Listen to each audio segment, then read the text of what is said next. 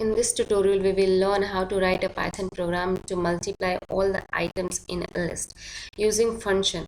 In Python, def keyword is used to define a function. So here I have used the def keyword, which is the short form of define, and I have created a multiply list function, which is the name of the function.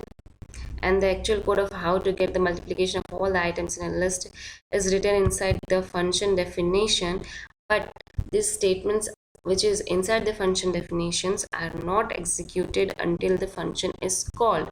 So Python interpreter ignore this, and the actual execution of the program will start at this print function, which is at line 9, and in the next print function I have called the function. So as soon as Python interpreter sees this function calling, it will jump to the function definition, and the statements which is inside the function definition will get executed one after another.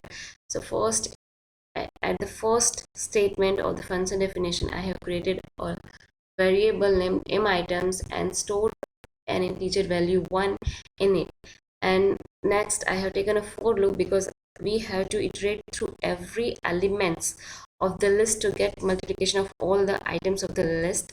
So first mItems, which has the value 1, will be multiplied to the x value, which is 1 first time, and then multiplication of both will be stored in the mItems.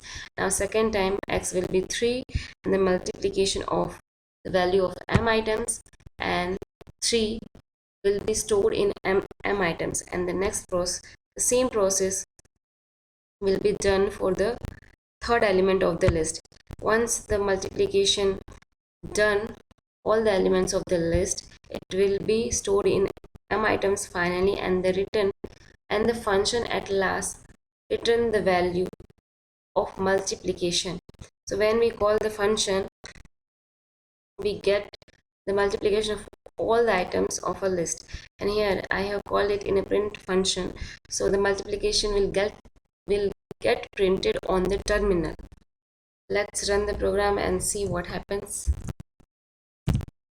Okay, the multiplication of all the elements, which is 1, 3 and 5, is 15. Now let's change the parameter and see what happens. Let's run it. Okay, so this is right. If you like this video, then hit the like button and don't forget to subscribe my channel to get more videos like this.